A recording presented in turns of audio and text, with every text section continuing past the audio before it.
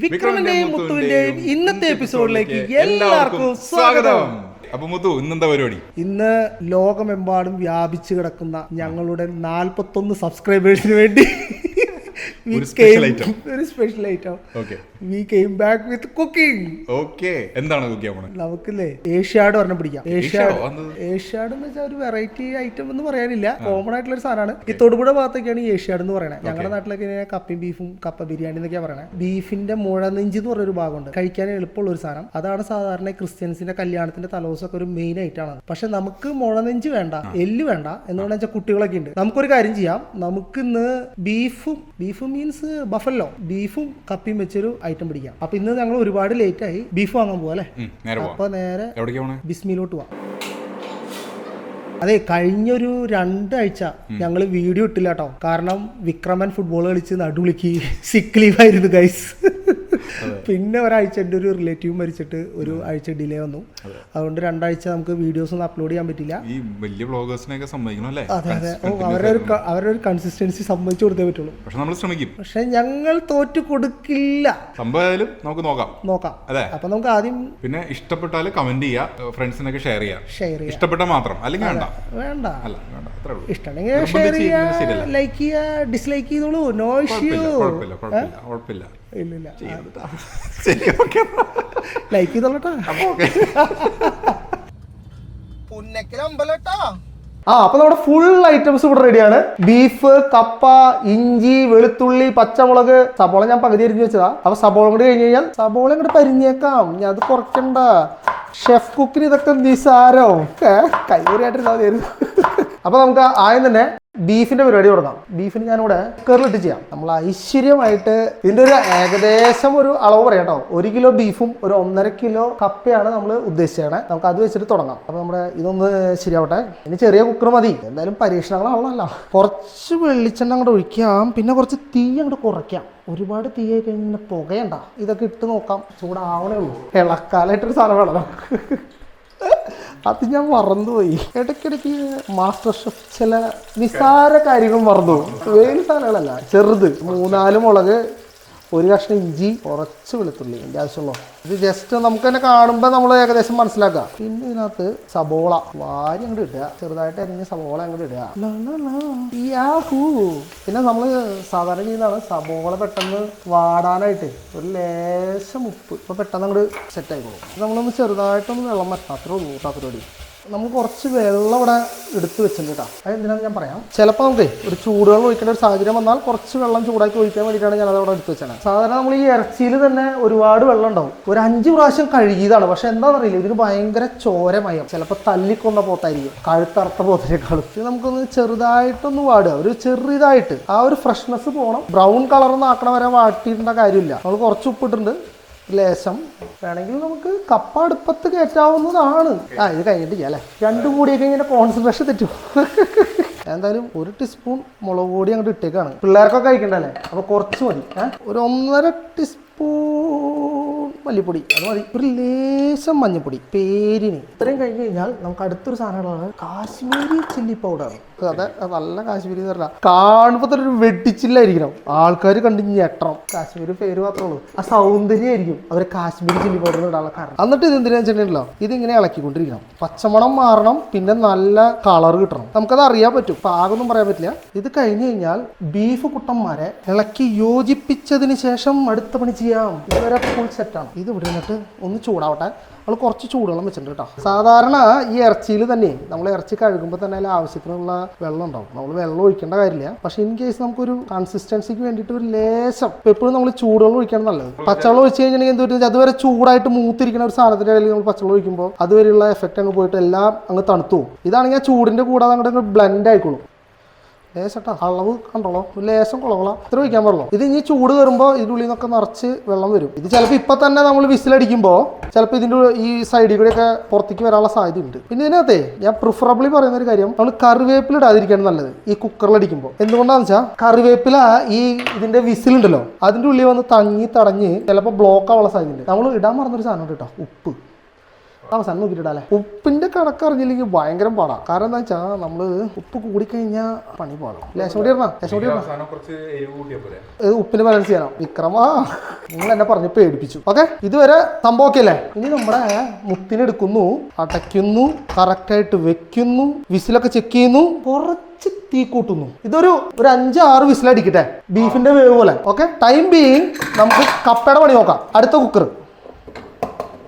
ഇത് കപ്പ കുക്കറിൽ ഇട്ടിട്ടുണ്ട്. ഇത് ഏകദേശം വെള്ളം ഒഴിക്കേണ്ടത് കപ്പയുടെ ഒരു മോൾ ഭാഗം കണക്കാക്കിയിട്ട് ഒഴിക്കാം ഏകദേശം. കാരണം നമുക്ക് കുറച്ച് വെള്ളം ഊറ്റിക്കളയും വേണം. ആ കൂടിക്കഴിഞ്ഞാലേ നമുക്ക് കുറച്ച് ഊറ്റിക്കളയാം. കഴുകി സെറ്റാക്കി വെച്ചിട്ടുള്ള കപ്പയാണ്.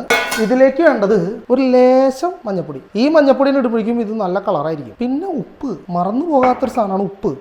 എന്തിലായാലും ഉപ്പ് കൂടിയാൽ കുഴപ്പം തന്നെ. അപ്പോൾ നമ്മൾ കുറച്ച് മഞ്ഞപ്പൊടി ഇട്ടു, കുറച്ച് ഉപ്പിട്ടു. ഒന്നും നോക്കുന്നില്ല, നേരെ എടുത്ത് ഇവനെ ഇതൊരു 2 വിസിലടിക്കട്ടെ എന്നാണ് ഞാൻ.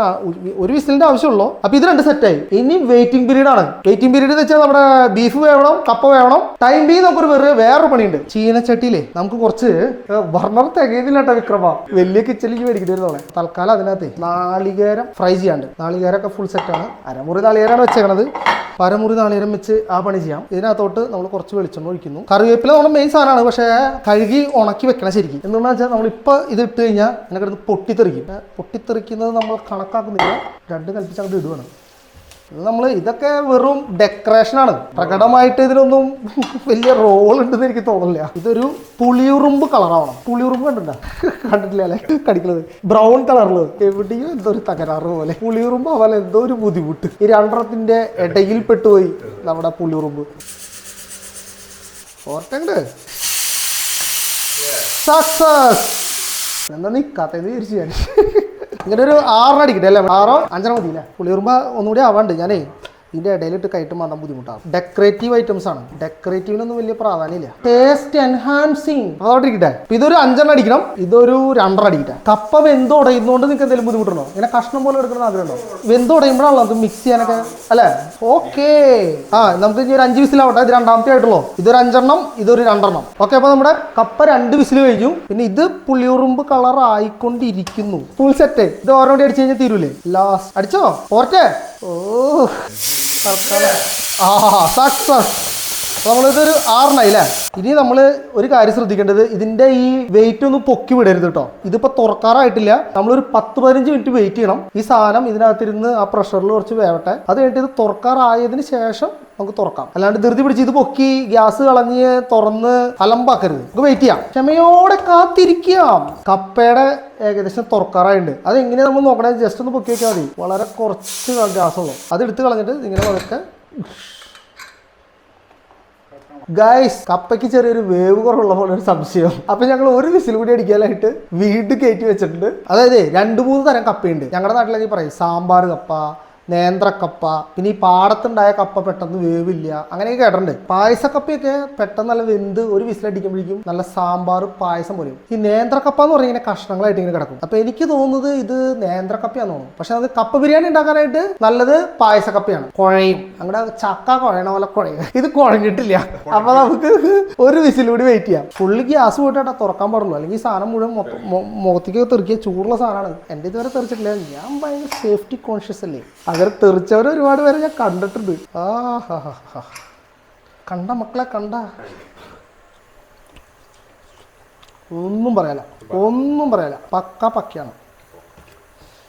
പിന്നെ ഇന്നത്തെ കാലത്ത് സവോളയൊക്കെ നന്നായിട്ട് കഴിക്കുള്ളൂടാ. സവോളയ്ക്കൊക്കെ ഒരു കറുത്ത സാധനം ഉണ്ടാവും, ഒരു ബ്ലാക്ക് ഫംഗസ്. ഇങ്ങനെ എക്സ്പെർട്ടീസ് കൈമുറിയുമ്പോൾ എല്ലാ എക്സ്പെർട്ടീസും പോകും. Very difficult work. Statutory warning. അടിച്ചു അല്ല, ഇനി എന്ത് ചെയ്യണമെന്ന് ഞാൻ ആലോചിക്കണം. വെയിറ്റ്, ഇപ്പം ശരിയാക്കി തരാം. ഞങ്ങൾ 2 അടിച്ചതുകൊണ്ടാണ് 3ാമത്തെ ഗ്യാസ് തുറന്നുവിട്ടെ. ഇത് നിയമവിരുദ്ധമാണ്. പിന്നെ ആശാന് അതുകൊണ്ട് ഞാൻ മാസ്റ്റർ കുക്ക് ആയതുകൊണ്ട് എനിക്കിത് ചെയ്യാം. Subscribers don't do it.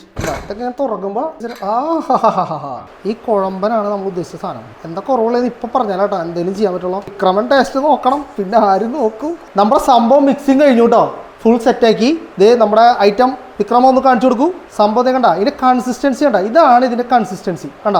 ആ സെമി സോളിഡ് സ്റ്റേജിലായിരിക്കണം. ഇനി നമുക്ക് ടെസ്റ്റിംഗ് ടീമുകളെ വിളിച്ചോണ്ട് വരാം. അടിപൊളിയാണ്, നല്ല ചൂട്.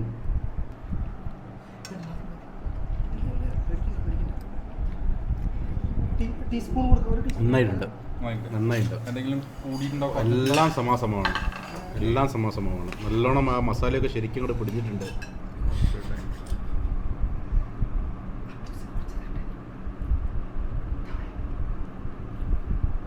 സൂപ്പറായിട്ട് ഇറച്ചി വന്നിട്ടുണ്ട്.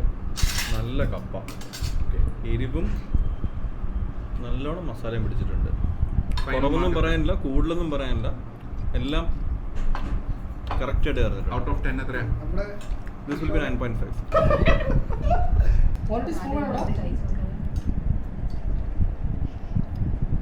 Too good. Excellent. അടിപൊളി.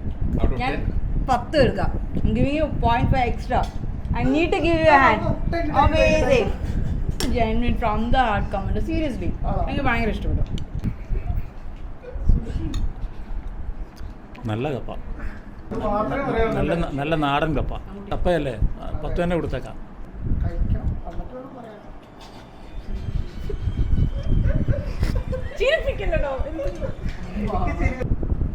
സൂപ്പറായിട്ടുണ്ട്. ഇതിന്റെ സ്മെല്ല് എൻ്റെ വീട്ടിൽ വരെ അടിച്ചിട്ടുണ്ട്. ആ ഒരു ഇതിലാണ് ഞാൻ അങ്ങോട്ട് ഓടി വന്നത്. സൂപ്പറായിട്ട് നന്നായിട്ടുണ്ട്. പിന്നെ 10.5 തരും ഞാൻ. കുഴപ്പമില്ല, നന്നായിട്ടുണ്ട്, അടിപൊളി, സൂപ്പറായിട്ടുണ്ട്.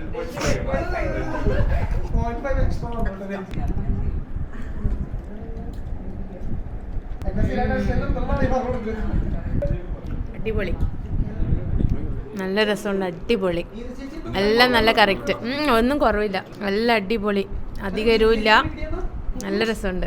10. തേങ്ങ എടുത്തിട്ട് വറുത്തരച്ച് വെച്ചല്ലേ, പക്ഷെ അതാണ് ഏറ്റവും എടുത്തറിയുന്ന സ്വാദ്. അതാണ് ഇത്രയും ടേസ്റ്റ്. അതാണ് ആ ഒരു സ്വിമ്മിംഗ് പൂൾ വരെ സ്മെല്ല് അടിച്ചത്. ഞാൻ ആദ്യം വിചാരിച്ചു കൊത്തമല്ലിപ്പൊടിയായിരുന്നു, പിന്നെ ഞാൻ തേങ്ങയുടെ സ്മെല്ലാണ് അവിടെ വരെ അടിക്കുന്നത്. നമ്മൾ ഹോട്ടലിൽ നിന്നൊക്കെ വാങ്ങുമ്പോൾ ഇടയ്ക്കൊരു ഇതിൻ്റെയും ഒരു കുത്തല് നമുക്ക് കിട്ടും. അത് ഒന്നുമില്ല. കറക്റ്റ് ആ ബീഫിൻ്റെയും കപ്പേൻ്റെയും ആ ഒരു ഇത് ശരിക്കും ഇണങ്ങി ചേർന്നിട്ടുണ്ട്. നന്നായിട്ടുണ്ട്, നല്ല ഡിഷ്, ഒരു ദോഷവും പറയാനില്ല, അടിപൊളിയായിട്ടുണ്ട്. കൊള്ളാം. എരിവുണ്ട്, പക്ഷെ എനിക്ക് സ്പൈസി ഇഷ്ടമല്ല.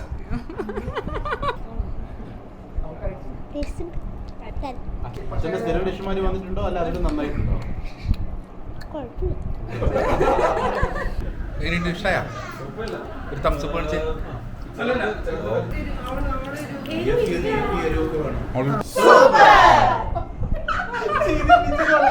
അടുത്ത വർഷം ഇനി പോർക്കിന്റെ ഒരു ഡിഷ് നമുക്ക് പിടിക്കാം. Okay. പോർക്ക് കൂർക്ക അല്ലെങ്കിൽ പോർക്ക് ഫ്രൈ, പോർക്ക് കായ, പോർക്കിന്റെ ഡിഷ് അത് പ്ലാൻ ചെയ്യാം. Okay, set.